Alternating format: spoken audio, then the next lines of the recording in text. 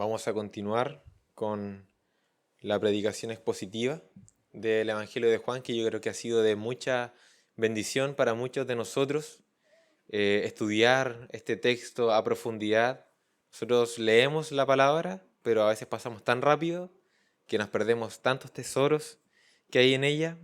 Y hoy espero que el Señor pueda abrir los ojos de ustedes, así como también lo hizo conmigo, de ver el gran consuelo, el gran descanso que podemos tener en nuestro Dios.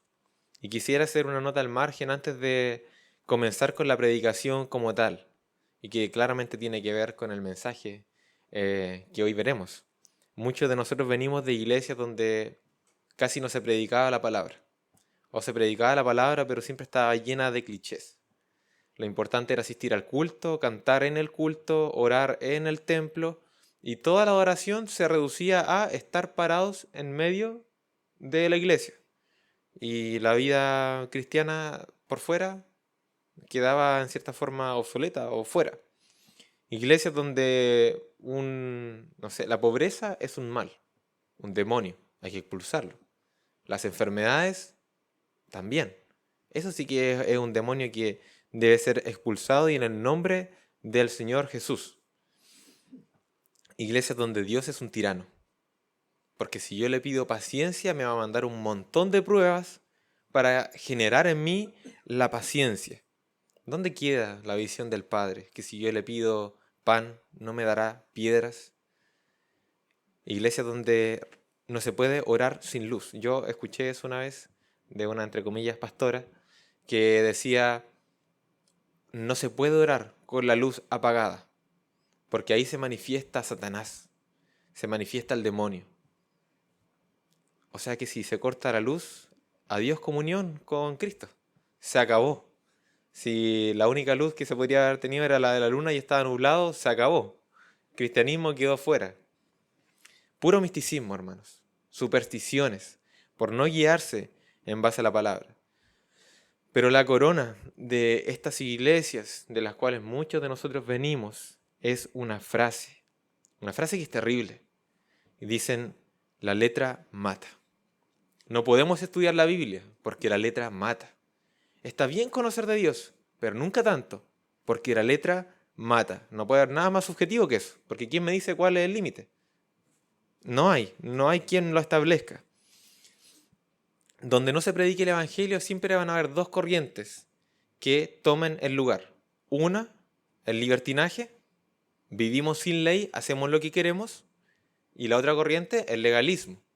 Es decir, somos salvos por cumplir la ley, entonces hay que cumplir con la ley al pie de la letra para tener paz con Dios.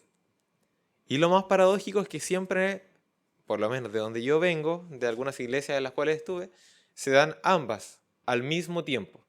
Es decir, dentro de la iglesia, legalistas. ¿Cuál es más santo que el otro? Ningún pecado, nadie tiene fallas.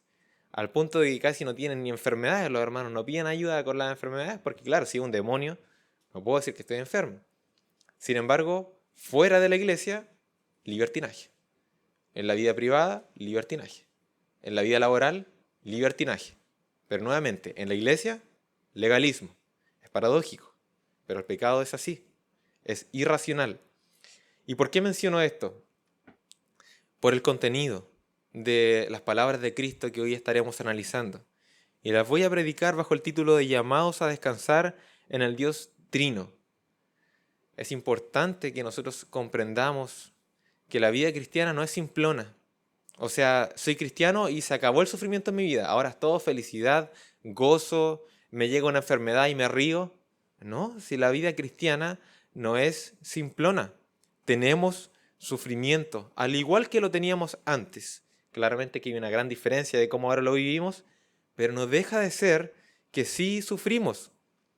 No es una vida simplona como para que alguien venga en medio de una gran tribulación, una prueba y me diga, ten fe nomás, ten fe en Dios, confía en Dios.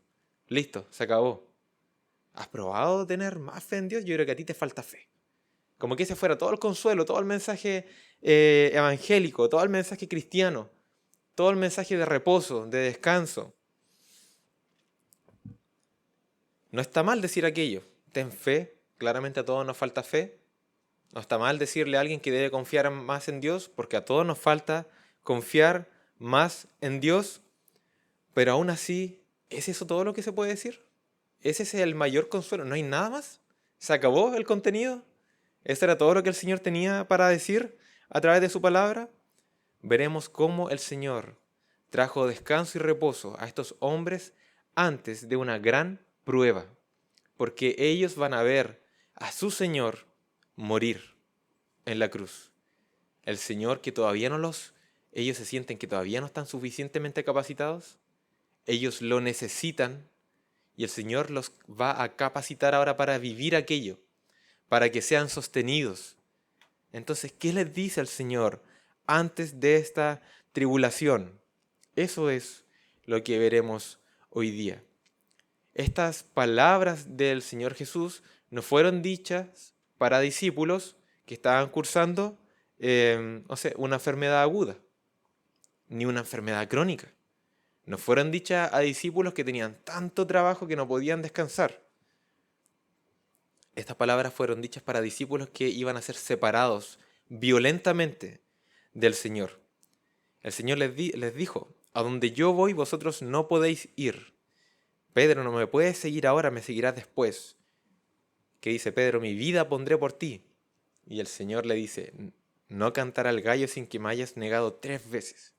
El Señor anuncia de aquel discípulo que le va a negar. También el Señor dice, uno de ustedes me va a entregar. Y también el Señor dice, me voy, y a donde yo voy ustedes no pueden ir. Tomás dice, no sabemos dónde vas, ¿cómo podemos saber el camino? Cristo dice, yo soy el camino, la verdad y la vida. Nadie viene al Padre sino por mí. Yo me pregunto, ¿Tomás habrá entendido estas palabras? Si no entendían los milagros físicos que el Señor hacía, la multiplicación de los panes y los peces, y después nos dijo aquello porque no traíamos pan, cuando dice guardado de la levadura de los fariseos. O sea, no entendían cosas que eran evidentes. Iban a entender estas palabras espirituales. Entonces ellos no estaban preparados. Han pasado 3 años junto al Maestro. Todavía son polluelos espirituales, pero serán separados.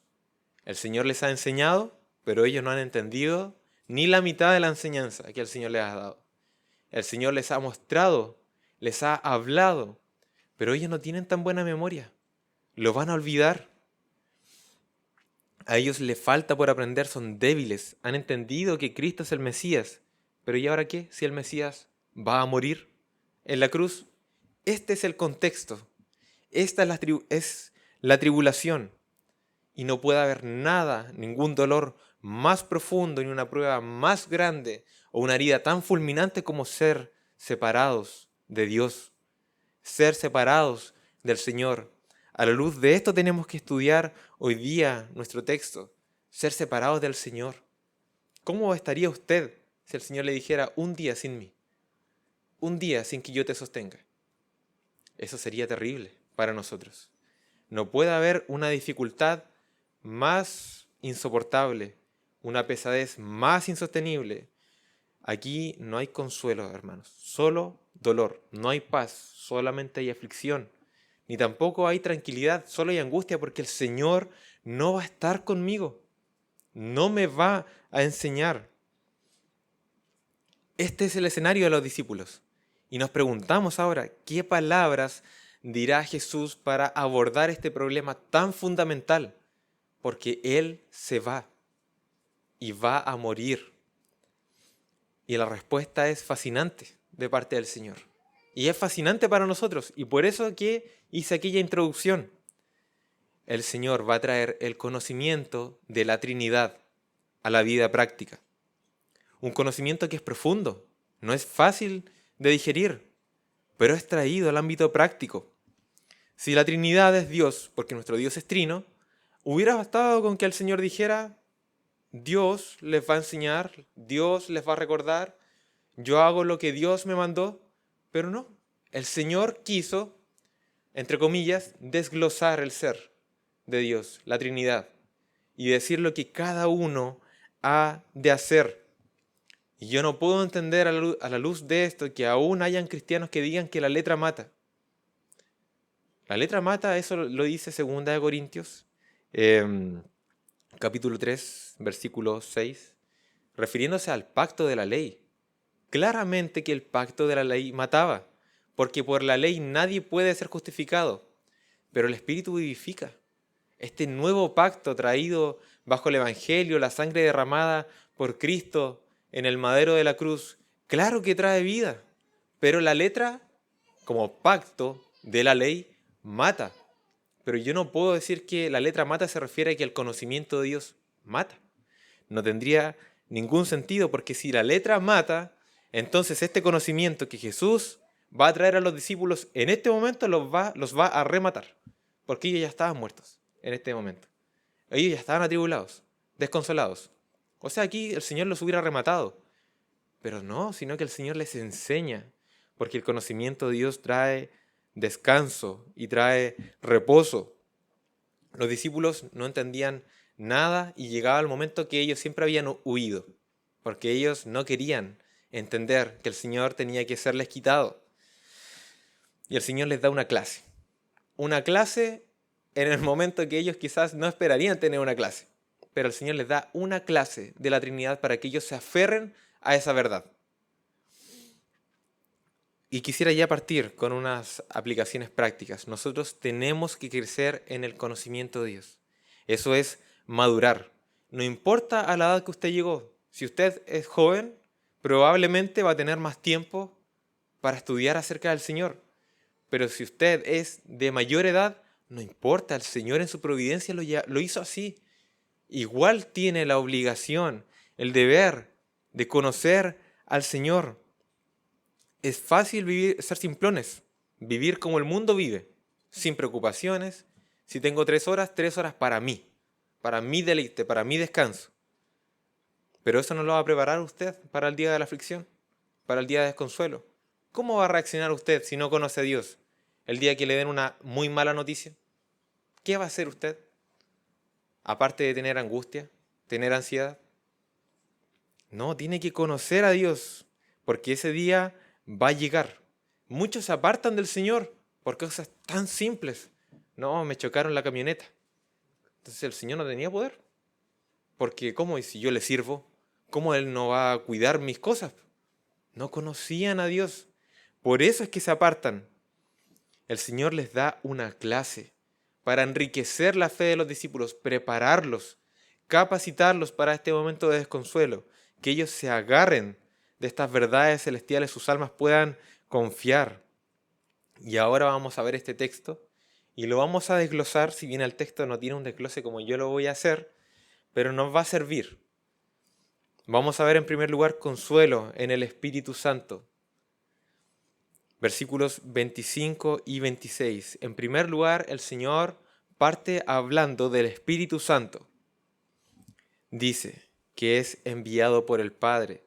Os enseñará todas las cosas y os recordará todo lo que os he dicho.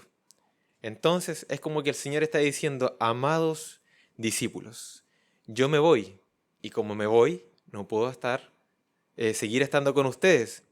A ustedes les falta mucho por aprender. A ustedes les falta mucho para estar capacitados. Ustedes no tienen buena memoria. No van a recordar lo que yo les he enseñado, pero el Espíritu Santo les recordará. El Espíritu Santo les enseñará.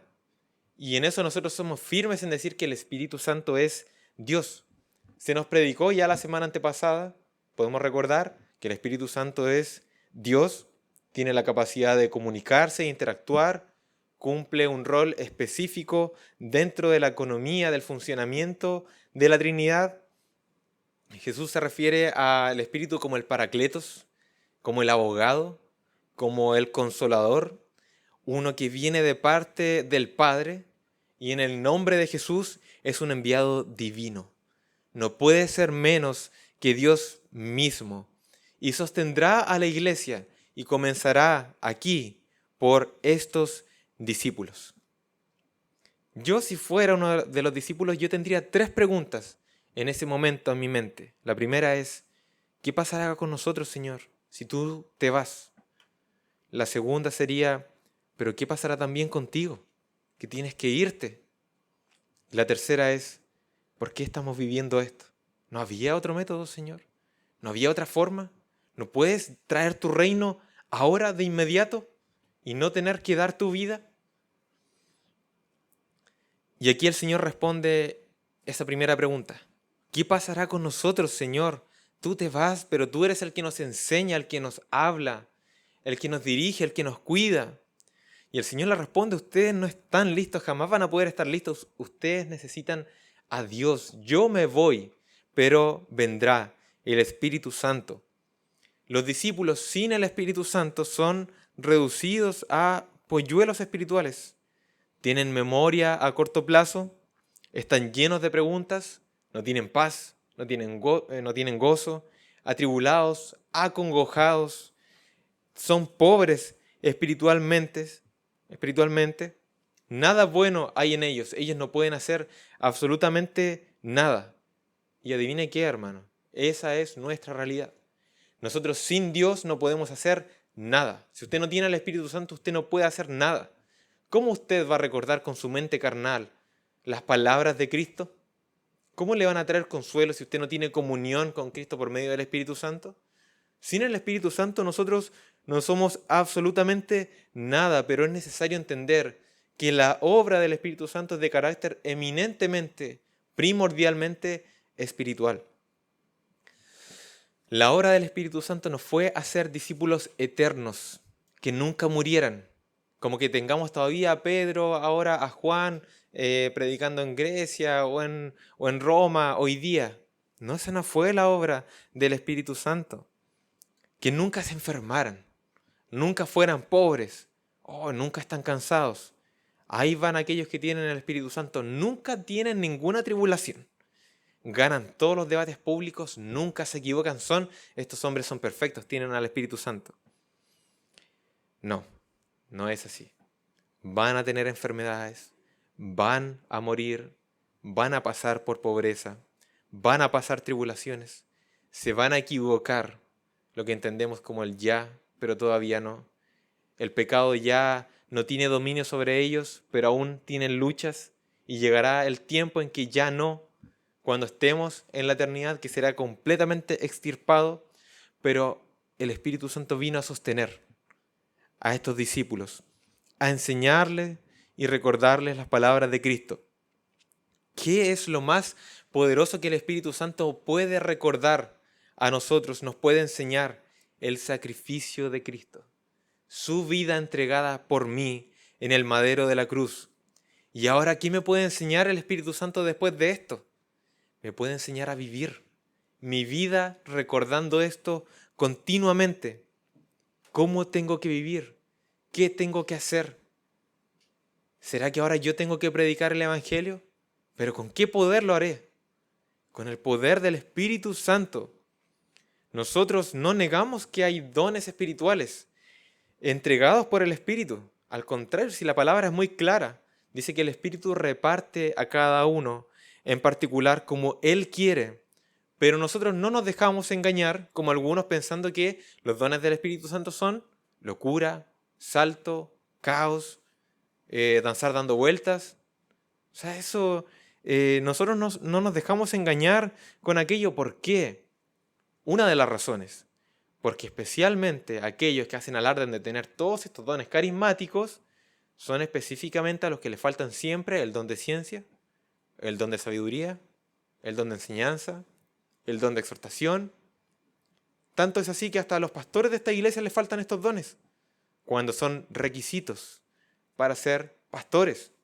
Entonces nosotros no nos dejamos engañar, porque ¿cómo puede ser que el Espíritu Santo haga una obra tan desbalanceada, que les dé dones, pero no les enseñe nada? ¿No les recuerde la palabra de Cristo? ¿Qué sentido tiene eso? Yo he visto casos así, y usted también lo puede comprobar. Pregúntele usted a alguna de estas personas influenciados bajo la poderosa presencia del Espíritu Santo, ¿cuál es el Evangelio? Lo más básico. Lo más básico, pregúntele usted, ¿cuál es el Evangelio? ¿Y qué dicen algunos de ellos? Mi vida es el Evangelio. Lo que el Señor ha hecho en mí. O sea que antes del 2017 el Evangelio no existía. Porque si el Evangelio es su vida y usted nació de nuevo hace poco, entonces antes el Evangelio no estaba. Y en segunda ocasión me pregunto, ¿tan poco poder tiene el Evangelio? Que cambia la mitad de la vida nomás. Adentro de las puertas de la iglesia y fuera nada. No. El Espíritu Santo tiene un poder mucho más grande de enseñarnos, de recordarnos. Tiene una obra de carácter espiritual, nos enseña las palabras de Cristo. El Espíritu Santo viene a ser el consuelo de los discípulos. Los va a capacitar, ellos van a poder predicar y expandir el Evangelio hasta los confines de la tierra, hasta que la muerte los alcance. Y eso es lo que la iglesia necesita hoy. No estar ofreciendo sanidades.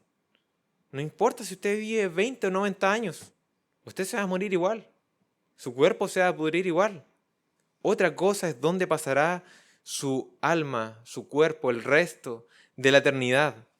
La iglesia necesita agarrarse del Espíritu Santo, afirmarse de Él, para por medio de las palabras de Cristo ofrecer el Evangelio, que es la cura divina para la muerte espiritual. Necesitamos al Espíritu Santo para predicar el Evangelio de Cristo, para reconciliar al mundo con Dios, para vivir como peregrinos entendiendo que esta vida aquí, estas riquezas, estos trabajos no nos pertenecen, no los llevaremos con nosotros al cielo. Será otra la dádiva en el cielo. ¿Debemos ser buenos trabajadores? Claro que sí, lo enseña también la palabra, pero no es eso lo que yo estoy buscando, la fama de ser el mejor, que me pongan en un podio. Necesitamos al Espíritu Santo para recordar las palabras de Cristo en medio de nuestras tribulaciones. Necesitamos al Espíritu Santo para ser capacitados para entregar nuestra vida como sacrificio vivo, no una sola vez. Porque quizás sería fácil morir una sola vez por Cristo. Dar mi vida tal día, ahí mi sangre fue derramada y yo me voy con el Señor. Pero ¿qué tal morir todos los días? Estar muriendo continuamente a mis deseos, a mis pasiones, a mis pecados. ¿Cómo yo puedo hacer eso solo? Necesito al Espíritu Santo para ser sostenido en aquello, ser capacitado para traer todo pensamiento cautivo a la obediencia en Cristo. Y eso sí que es difícil. Cuando viene un pensamiento de codicia, un pensamiento de lujuria, un pensamiento de mentira, de hacer las cosas como a mí me parecen, y de repente traer todo pensamiento a la obediencia en Cristo. ¿Quién puede hacer eso si no recuerda las palabras de Cristo? ¿Y quién sino el Espíritu Santo es aquel que nos recuerda las palabras de Cristo y nos enseña cómo vivir?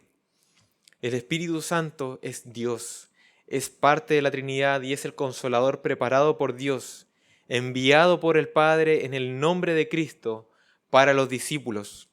Ellos temían no saber lo suficiente. Ellos temían olvidar las palabras del Señor. Pero para eso el Señor envió al Espíritu Santo, para enseñarles, seguir enseñándoles, para recordarles las palabras que Cristo dijo. Usted puede leer este texto y usted se da cuenta que el Señor continuamente, yo les he dicho a ustedes, yo les he dicho, yo les he dicho. Pero el Espíritu Santo les recordará lo que yo les he dicho, a tal punto que después escriben los evangelios. ¿Cómo puede ser que 10 años más tarde, 20 años más tarde, escribieran las palabras del Señor fidedignamente? Porque el Espíritu Santo hace esa obra. Les recordó, los capacitó. Necesitamos el Espíritu de Dios que nos recuerde y que nos enseñe, porque no somos mejores que los discípulos. Y en cuanto a esto, que su mayor sufrimiento y su mayor tribulación sea la que estaban viviendo los discípulos aquí. Ser separados del Señor. Temer ser separados del Señor. Necesitar a Dios por pensar que puedo ser separado del Señor, porque para todo lo demás hay cura. Si usted tiene una enfermedad, usted va a ser sanado. Puede que no lo sea en esta vida, pero sí en la venidera. Claramente que sí. Puede que usted tenga pobreza, Y puede que usted sea pobre toda su vida, pero si usted ha creído en Dios, usted va a tener riquezas en el cielo. Y no estoy hablando de oro y plata, estoy hablando de la presencia del Señor, porque eso es la mayor riqueza, la mayor posesión. Todo lo demás que el Señor nos dé va a ser de su agrado, y pueden que sean más cosas también, pero su presencia ya es suficiente. Es la mayor de todas las posesiones. Sin embargo, para el diagnóstico de apartado de Dios, lejos de Dios, si usted no acude a Cristo en esta vida, ese diagnóstico será eterno. Siempre lejos de Dios. Claro, usted no va a estar simplemente lejos de Dios. Usted va a estar lejos del amor de Dios, pero usted va a vivir muy de cerca el juicio de Dios, el aborrecimiento de Dios. Ahí usted va a estar cerca, pero su amor, su misericordia, su gracia será reservada para aquellos que son sostenidos por el Espíritu Santo, aquellos que recuerdan las palabras de Cristo, aquellos que temen estar sin Él y hacen cualquier cosa, aprovechan cualquier momento de su tiempo para estar cerca del Señor. En segundo lugar, de los versículos 27 al 29, el Señor les enseña a tener reposo, descanso en Él mismo, tener reposo en Cristo. El Señor ya ha anunciado la labor del Espíritu Santo, que vendría y continuaría aquella obra, pero ahora el Señor les habla de Él mismo. El Señor les dice: la paz os dejo, mi paz os doy. Yo no os la doy como el mundo la da. No se turbe vuestro corazón, ni tenga miedo. Nada puede ser más cierto que estas palabras. ¿Cuál es aquella paz que los discípulos aún no entendían? ¿Cuál es aquella paz que el mundo no puede dar? Nos preguntamos, ¿cierto? ¿Cuál es aquella paz? Hermanos, paz con Dios. Eso es lo más importante. Nadie más me puede dar paz con Dios. Nadie me puede dar paz con el Creador, con el Altísimo. ¿Quién me puede dar paz con el Juez Santo, con el Juez Justo? ¿Quién me puede dar con él, paz con Él, si yo soy pecador? Nadie me puede dar paz con Él. Nadie, porque en este mundo nadie puede tener paz con Dios por su propia cuenta. Solo uno que se la haya ganado, que la tenga, me puede dar después paz con Dios. Y ese es el Señor. Por algo Él dice: mi paz os doy. Es claro el Señor: mía, es mía. Esta paz con Dios es mía. Y como es de Él, entonces ahora Él la da a quien Él quiere. Y tenemos aquí a los discípulos, y recordemos que aquí no estaba Judas. Él ya había sido apartado, él ya se había ido. Esta paz es para los discípulos, los verdaderos discípulos del Señor. Mi paz, dice el Señor, yo se las doy, porque es de Él, y Él se la da a quien Él quiere. J. C. Ryle comenta: Jesucristo no da la paz como el mundo la da. Él concede una paz que al mundo no le es dado proporcionar. Y eso no de mala gana, ni por corto tiempo, pues tiene más voluntad de dar que el mundo tiene de recibir. Lo que concede es para toda la eternidad, y en mayor abundancia de lo que podemos pensar o pedir. Qué maravilloso pensar esto. El Señor da más de lo que usted está dispuesto incluso a recibir.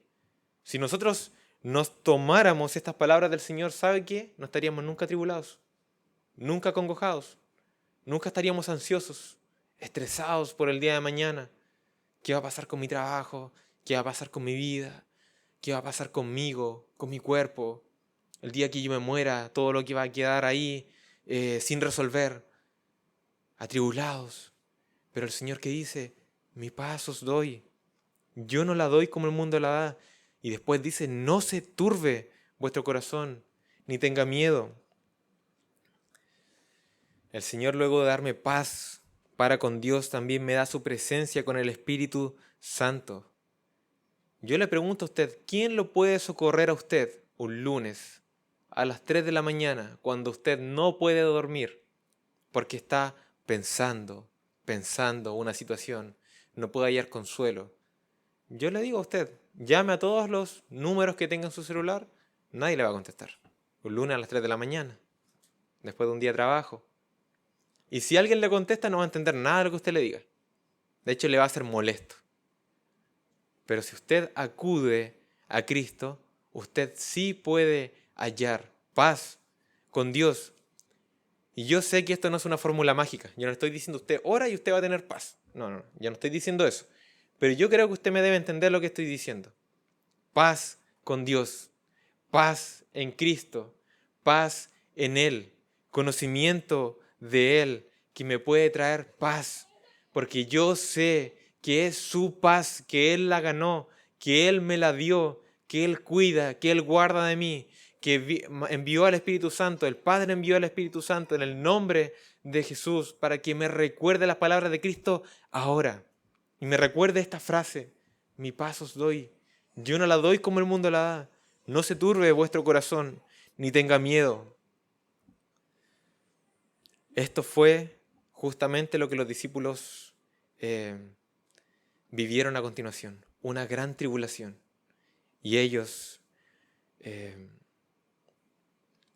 con estas palabras el Señor los capacitó para aquello. Ellos tuvieron miedo, ellos en ese sentido fallaron. Pero luego, ¿qué pasó con ellos? Cuando vino poderosamente el Espíritu Santo, predicaron, irreverentemente podríamos decir, es necesario que obedezcamos a Dios antes que a los hombres, y antes estaban muertos de miedo. Volvamos a pescar, se acabó todo. ¿Y qué vemos después? Sufriendo la muerte, siendo martirizados. ¿Cómo es que ahora pueden ser valientes? Solamente por el poder del Espíritu Santo que les recuerda estas palabras. Y hermanos, si cualquier otra persona a mí me dijera esto: no se turbe vuestro corazón, ni tenga miedo, yo le aseguro que tengo aún más razones para tener miedo y para turbarme en mi corazón. Pero si me las dice el Señor, entonces yo puedo descansar. Si estas palabras vienen de la boca del Señor, yo ya no tengo excusa para estar turbado ni tener miedo. Si a mí esto me lo dijera un presidente, me lo dijera, no sé, el alcalde de la ciudad porque me va a dar un trabajo y me dice esto, yo tengo serias dudas de lo que me está diciendo. Yo no puedo descansar en Él. Él es un hombre pecador. Él es mutable, Él cambia. Pero si me las dice Cristo, entonces no me queda ninguna excusa. Él es dueño absolutamente de todo. Él tiene el dominio y el conocimiento de todo. De cada rayo de sol, de cada arena que está en el mar. Él tuvo dominio de mí y me guardó antes de que el Evangelio tocara mi corazón. ¿Usted entiende eso? Que el Señor le guardó hasta ese día, que el Señor le soportó a usted hasta ese día. Después el Señor obró en su corazón, porque su corazón le pertenece al Señor. Él hace con su corazón lo que Él quiere. Y luego lo sostiene. Nuestro Señor nos sostiene. Entonces, si Él me dice: no se turbe vuestro corazón, ni tenga miedo, si Él ha controlado todo desde un principio, entonces, ¿por qué voy a turbarme y tener miedo? Ahora tengo serios motivos para acallar todas las tempestades de mi alma bajo estas palabras. Recordemos las preguntas que podrían haberse hecho los discípulos. ¿Qué pasará con nosotros si tú te vas, Señor? Les enviaré el Espíritu Santo. Ahora, la segunda pregunta: ¿qué pasará contigo si tú tienes que irte? El Señor le responde: habéis oído que yo os he dicho, versículo 28. Voy y vengo a vosotros. Si me amarais, os habréis regocijado porque he dicho que voy al Padre, porque el Padre mayor es que yo. O sea que el Señor les dice: me voy, pero yo voy a volver. Es más, ustedes deberían estar felices porque yo voy con el Padre. Otro consuelo nuevamente, otra capacitación del Señor para que los discípulos tengan consuelo, estén preparados, tengan reposo. Me voy al Padre, yo no estoy fallando. El Señor no está fallando. Les hace entender aquello. Esto es agradable al Padre. Yo ahora voy con Él. Voy con Él. Y nosotros entendemos hoy que Él está sentado a la diestra del Padre con todo dominio, con todo poder. Su sacrificio fue acepto. Si el Señor simplemente hubiera ido a parar al infierno y se hubiera quedado ahí como un condenado más, se acaba todo. Pero esto trae reposo. ¿Por qué? Porque si el Señor no muere, entonces Pedro se va al infierno. Si el Señor no muere, la muerte del injusto, entonces Juan se va al infierno. Por eso el Señor le dice, ustedes tienen que regocijarse. Yo voy al Padre. Es que si no es así, nadie se salva. Esto tiene que ocurrir. Si no, ninguno de nosotros estaríamos aquí hoy. Y aunque nos hubiéramos reunido, estaríamos igualmente condenados. Pero no, otro consuelo más. Yo voy al Padre.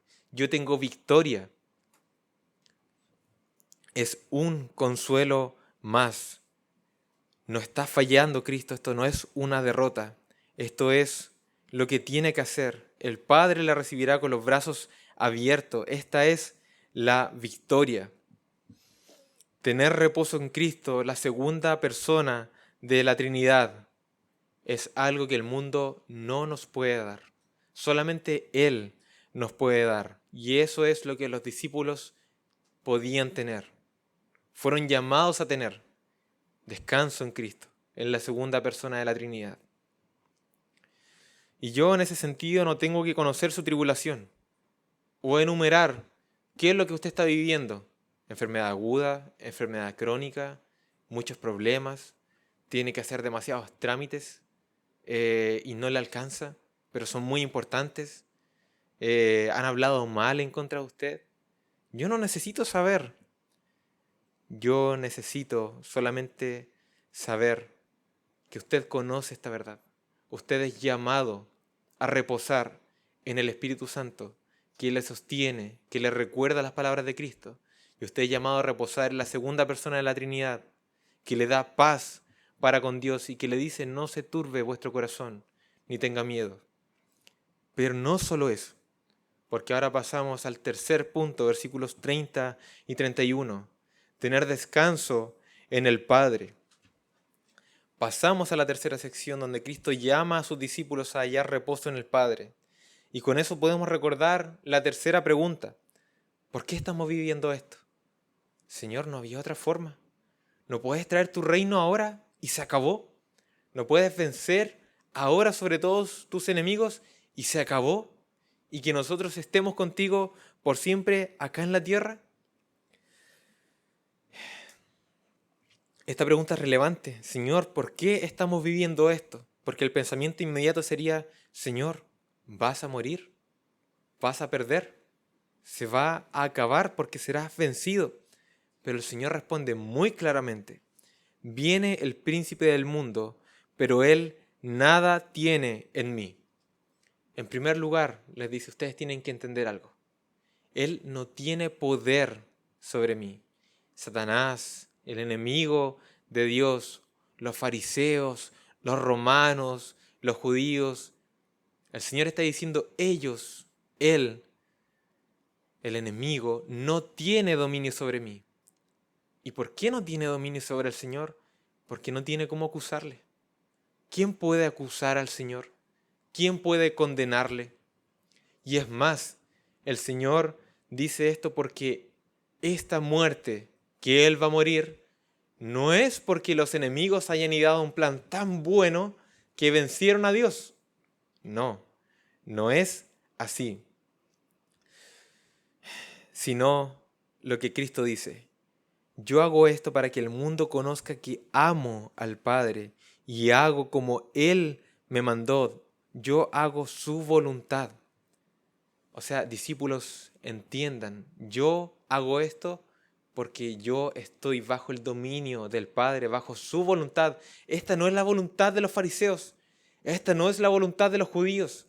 Esta no es la voluntad de Satanás. Esta es la voluntad del Padre, porque así será expandida la salvación. Así Dios será glorificado. Porque cuando esté muerto en aquella cruz y luego resucite, será la mayor victoria que traerá gloria a Dios por sobre cualquier otro método, por eso tiene que ser así. Esta es la voluntad, no de los judíos, no de Satanás, esta es la voluntad del Padre. Bien, el príncipe de este mundo no tiene nada en mí. Él no tiene poder sobre mí. Él no me obliga a hacer esto. Yo hago la voluntad del Padre. Un consuelo más. Porque a esto se reduce toda prueba, toda aflicción, todo llanto, toda mala noticia, toda tormenta, todo pesar de los hijos de Dios. Este era el plan del Padre. Tanto en Cristo como también en nosotros. Este quebranto de Cristo está planeado por el Padre. Cristo va a sufrir la muerte que Él no debía. Él era el justo en camino al quebrantamiento. Nos preguntamos, ¿cómo puede ser que tus enemigos tomen tu vida, Señor? Y Jesús responde, esta es la voluntad del Padre. Y esa voluntad hago yo. Este plan era para la gloria de Dios, es para la gloria de Dios y es por amor a los elegidos. Pero en primer lugar, para la gloria de Dios. ¿Y esto por qué tiene que ser así? Primero para la gloria de Dios y luego por amor a los elegidos. Porque si el Señor hubiera primero amado a los elegidos y después amado su gloria, entonces hubiéramos podido entrar con pecado y todo al cielo. Porque la cosa era salvarnos a nosotros, hacerlo todo por nosotros. Pero el Señor habría tenido que, en desmedro de lo suyo, abandonar su justicia, abandonar su bondad, volver atrás su palabra y decir, mi palabra es justa y buena. No, ahora tendría que decir, es mayormente justa y buena, porque también he hecho juicios que no son tan buenos. El Señor no va a torcer su palabra. Él prometió un Salvador, pero Él no lo va a hacer a costa de su carácter, a costa de su palabra, a costa de su nombre, porque Dios se ama primero a sí mismo, antes que a nosotros. Y eso nos choca. Nos choca, ¿por qué? Porque somos pecadores. Porque eso en este mundo no tiene sentido. Que usted se ame más a sí mismo que a los demás, no tiene sentido. Usted es un egocéntrico, un egoísta. Pero en Dios tiene todo el sentido, porque Él es digno. Usted no es digno, por eso usted no se puede amar más a sí mismo de lo que usted ama a Dios. Pero el Señor sí es digno. Y el Padre ama al Hijo y ama al Espíritu Santo. Cristo ama al Padre y ama al Espíritu Santo. Y el Espíritu Santo ama al Padre y ama al Hijo. Y el amor es dentro de la Trinidad, es potente, es glorioso, es maravilloso, es perfecto, es sublime, es excelso. Ese amor está ahí. Y ese amor luego el mismo Dios decidió derramarlo sobre nosotros. Por lo tanto, si Dios nos salva es porque Él lo decidió. Pero Él no lo va a hacer en desmedro de su carácter. Entonces es necesario este plan, porque el Señor no se va a retractar. Él no puede tener como justo al malvado, al impío, al pecador. Entonces, ¿qué es lo que hace Él? Esta doble imputación que conocemos dentro de la teología. Cristo va a morir la muerte del injusto, para que yo, creyendo en Él, no tenga que morir la muerte del injusto, sino que sea recompensado con gloria. Pero ¿cómo puede ser eso? Y si Él no era injusto, ¿cómo puede ser que muera una muerte injusta? Esa es la doble imputación. El Señor toma mi vida de pecado, la toma Él, y ahora paga por todos mis pecados. Eso a mí me libra del infierno, pero no me hace ganar el cielo, ni las bondades de Dios. Entonces Cristo ahora toma su vida perfecta en conformidad a la ley de Dios y la imputa en mi vida. Me la da a mí, una sentencia judicial. Él me viste con su justicia y ahora yo gozo de su perfecta vida. Este es el Evangelio, el cual no es en desmedro del carácter de Dios, porque el Señor siguió siendo justo. Él condenó todo pecado, pero lo hizo en Cristo. Y el Señor ahora puede amar como dijo que lo iba a hacer desde un principio. Puede salvar como lo prometió desde un principio, sin hacerlo en desmedro de su carácter, de su ser.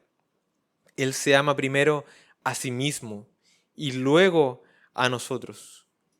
Este Dios trino decidió amar a su pueblo escogido, sustentarlo, sostenerlo. Y ahora usted puede descansar como descansaron los discípulos. Esta aflicción viene del Padre. Eso es lo que tenían que entender los discípulos. Esta aflicción viene del Padre. Tiene que ser así. Si no viniera de Él, yo no la sufriría. Pero Cristo dice, la voy a sufrir porque viene de Él. Porque Satanás no tiene nada en mí. En resumen, ¿cuál es la respuesta de Jesús para esta que ya vimos que es la mayor tribulación que alguien podría sufrir? Que las tribulaciones de usted y las mías no se comparan en nada. ¿Cuál es la respuesta de Jesús? Teología para la vida práctica. Conozca a Dios y aplíquelo a su vida. Usted no puede crecer como cristiano sin conocer a Dios. Esa frase, la letra mata, que más encima está muy sacada de contexto, esa frase es de cristianos flojos. Nada más que decir. Cristianos perezosos. No quieren leer sus Biblias, quieren estar 3 horas echados en la cama, como nos dice Proverbios 26, que el perezoso es como la bisagra de la puerta, ¿cierto? Que para un lado y para el otro encima de la cama, y eso es todo lo que él hace. Y el perezoso también cree que su respuesta es más sabia que la de 7 sabios juntos. Eso nos dice Proverbios. Esto, la letra mata, es de cristianos perezosos. No quieren leer sus Biblias, no quieren abandonar sus pecados, no quieren conocer a Dios. Después quieren, cuando estén en medio de estas tribulaciones, porque las van a tener igual, ser llenados del Espíritu Santo, tener una gran experiencia, saltar de gozo. ¿Y de qué sirve tener eso en la iglesia después volver a la casa y seguir igual? Con las mismas preocupaciones, sin paz, sin gozo, sin conocer a Dios, no se puede vivir una buena vida cristiana. Por eso es que el Señor nos sorprende, porque antes de esta gran tribulación que van a tener, les da una clase de la Trinidad. Esto no tiene ningún sentido para nosotros, pero ahora sí lo tiene, porque yo sé que conociendo a mi Dios puedo descansar en Él. Y en cuarto punto quisiera mencionar tener descanso en este pacto de la redención. El pacto de redención en teología sistemática es lo que conocemos como el pacto que se hizo antes de la fundación del tiempo. Es decir, antes de que se creara el tiempo, de que el primer segundo corriera, antes de que fuera el primer día de la creación, la Trinidad en conjunto decidió esto, decidió salvar, decidió traer redención, redimir, decidió que el Padre enviaría, que Cristo moriría, que el Espíritu Santo sustentaría, consolaría. Esto estaba listo desde antes, de tal modo que entendemos que el Evangelio no es el plan B del Señor, o el plan C, o el D. Oye, se equivocaron ahora de nuevo, otro plan. Y se cayeron tanto que ya es que no tenemos más soluciones, ahora va a tener que morir la segunda persona de la Trinidad. No es así. Este siempre ha sido el plan. Y lo vemos en 1 de Pedro 1, 18, 20. Hay más versículos que amparan la comprensión de este pacto de redención, pero por temas de tiempo solamente vamos a ver este. 1 de Pedro 1, 18 al 20. Sabiendo que fuisteis rescatados de vuestra vana manera de vivir, la cual recibisteis de vuestros padres, no con cosas corruptibles como oro o plata, sino con la sangre preciosa de Cristo, como de un cordero sin mancha y sin contaminación. Y presta atención a lo que se dice a continuación. Ya destinado desde antes de la fundación del mundo, pero manifestado en los postreros tiempos por amor de vosotros. ¿Cómo? Este cordero sin mancha y sin contaminación, destinado desde antes de la fundación del mundo. ¿Cómo acaso no fue la respuesta del Señor al pecado del hombre? Y ahora el hombre cayó. ¿Qué hacemos? No lo vimos venir. No lo vi venir. No. Estaba destinado desde antes de la fundación del mundo. El Señor decidió salvar desde antes de la fundación del mundo. Él no fue sorprendido por la caída del hombre. Él sabía que así iba a ser. Pero el Señor hace todo por su gloria. Él era más glorificado con esto. Y hace todo por amor a sus escogidos. De tal forma que usted hoy día puede recibir el amor del Señor, las bendiciones del Señor, que de otra forma usted no podría. No podría. Y hay más versículos acerca del pacto de la redención, como comentaba, pero solamente veremos este. Este es el pacto hecho entre las tres personas de la Trinidad. Decidieron hacerlo así, en total conformidad. Ninguno, no podríamos decir, ¿cierto? El Padre decide redimir a 1000, pero Cristo dice, no, pero yo muero solo por 800. Y después el Espíritu Santo está bien, pero yo voy a sustentar solamente a 600. ¿Y qué tenemos al final? Discrepancias. No. El Padre decidió salvar, el Hijo decidió salvar, el Espíritu Santo decidió salvar. ¿Por qué? Porque es Dios. Dios. Un solo Dios. No es mi intención que usted haga una división mental de Dios a tal punto de que después caiga en alguna herejía pensando en cómo dividir cada persona de la Trinidad. No, al contrario. Usted tiene que entender que es un solo Dios, pero entendemos que no fue el Padre el que murió en la cruz, fue Cristo. Entonces, en cuanto a lo que la palabra nos permita comprender, nos aferramos a aquello. Y el Señor aquí nos ha enseñado. El Padre envió al Espíritu Santo en el nombre de Jesús para enseñarnos las palabras dichas por Jesús, para recordarnos las palabras dichas por Jesús. Y el Padre es aquel que decidió que así fuera, que Cristo muriera, padeciera en la cruz. Entonces ahora los discípulos y nosotros podemos tomarnos de esto para tener paz también, consuelo también en nuestras tribulaciones. Y quisiera pasar algunas preguntas de aplicación práctica. ¿Había pensado usted alguna vez tener consuelo meditando en la Trinidad? ¿Se le había pasado alguna vez por la cabeza decir, tengo tanta pena, voy a pensar en la Trinidad un momento para tener paz? Yo jamás. Pensar en la Trinidad para tener paz, no podría llegar a esa conclusión.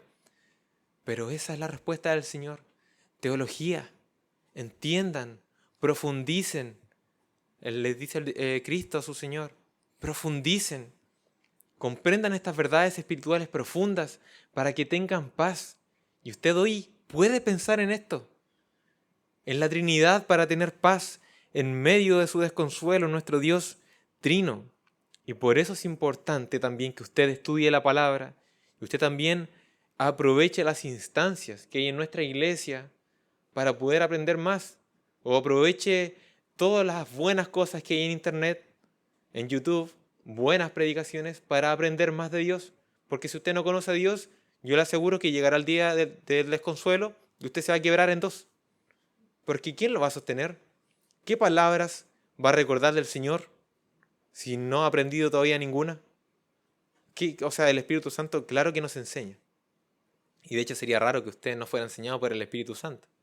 Que en los momentos difíciles, no solo de tribulación, sino de disyuntivas, usted no tenga ningún pensamiento acerca de lo que el Señor manda que hacer, algún principio por el cual dirigirse.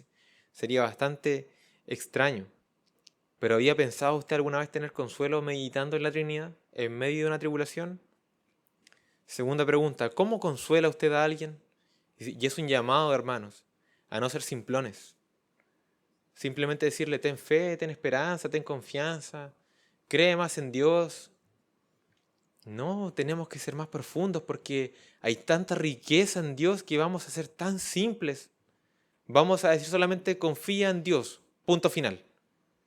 Cuando podemos hablar de la providencia del Señor, la misericordia del Señor, la gracia del Señor, el llamado de Él, el amor que se ha manifestado desde la eternidad, su mano poderosa. Podemos hablar del sacrificio de Cristo en la cruz. Podemos hablar del Espíritu Santo morando en nosotros. Podemos hablar de la unión que tenemos con Cristo en todo tiempo, desde que somos salvos. Podemos hablar de tantas cosas que nos pueden traer paz y consuelo. Pero ¿cómo va usted a dar consuelo si usted no sabe nada?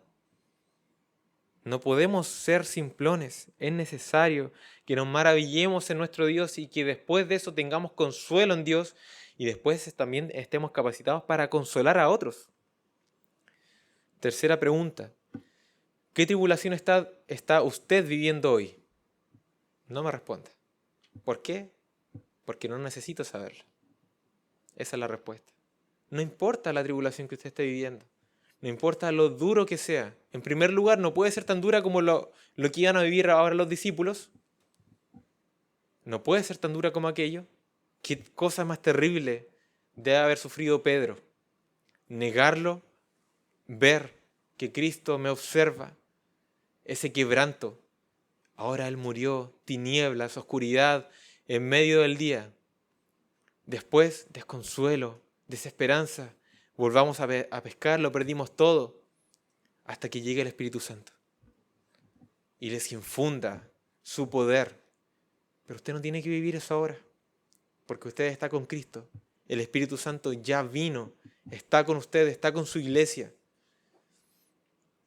Por eso yo no necesito saber cuál es su tribulación, pero usted puede tener ahora consuelo en nuestro Dios Trino, y usted es llamado a tener consuelo en nuestro Dios Trino. Cuarta pregunta. ¿Todavía usted sigue pensando que el conocimiento de Dios mata? ¿Que la palabra mata? ¿Cómo alguien podría pensar en aquello? Si vivifica, trae vida a mi alma a conocer a mi Dios, trae reposo, trae profundo descanso. La palabra habla de ese hombre que medita en la ley de Dios de día y de noche. Será como árbol plantado junto a aguas. Es como un árbol que está ahí plantado junto a las corrientes que vienen directo desde la fuente que es el Señor, fuente inagotable de amor, de misericordia, de gracia. Este árbol está plantado ahí, se nutre de Dios, crece firme, su tronco es recto, sus ramas, sus hojas son frondosas, están reverdecidas, dan sombra, pueden cobijar a otros. ¿Y alguien puede decir que la palabra mata? ¿Cómo puede ser? Eso no tiene ningún sentido. Usted tiene que conocer al Señor.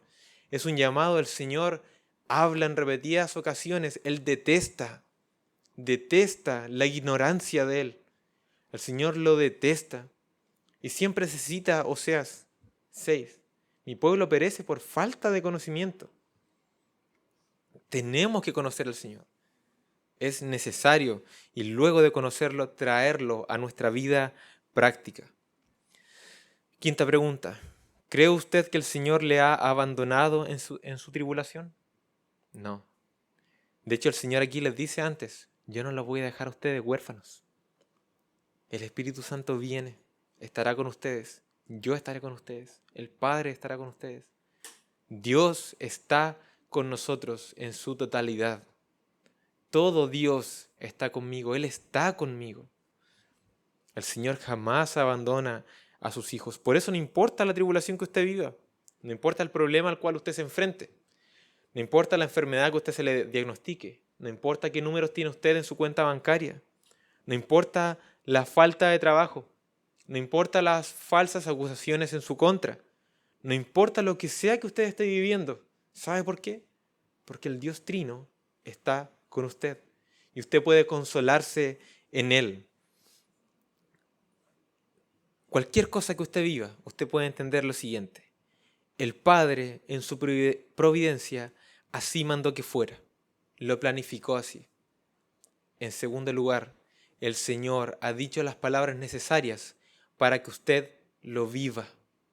Y en tercer lugar, el Espíritu Santo le enseñará a vivirlo y le recordará las palabras de Cristo para que usted no tema, no se turbe su corazón ni tenga miedo. Y usted no necesita nada más porque Dios es todo lo que usted necesita. Aquí hay reposo. Esta es la respuesta de Cristo. Teología práctica. Conocer de Dios y reposar en aquello. Sin embargo, todo esto tuvo un precio. Todo esto tuvo un precio. Y fue pagado por Dios mismo. Porque Cristo fue aquel que fue abandonado para que hoy día usted en su tribulación no sea abandonado. Para que usted hoy no sea un maldito, Cristo fue hecho maldición. Para que usted tenga hoy la asistencia del Espíritu Santo, Él tuvo que ser abandonado por el Espíritu. Para que usted goce del favor de Dios, Él tuvo que sufrir la ira de Dios. J.C. Ryle comenta, rindamos gracias a Dios por habernos enviado un Salvador tan perfecto un Salvador cuya justicia es sin tacha, cuya vida es sin mancha. En cuanto a nosotros, nuestro ser y nuestras acciones son imperfectas.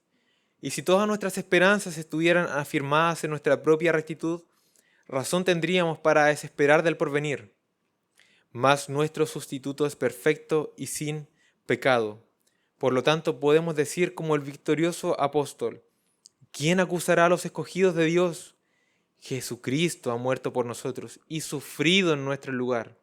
El Padre nos ve unidos a Él, indignos como somos, y por amor suyo se complace. Pero ¿cómo sabremos esto si no leemos la palabra?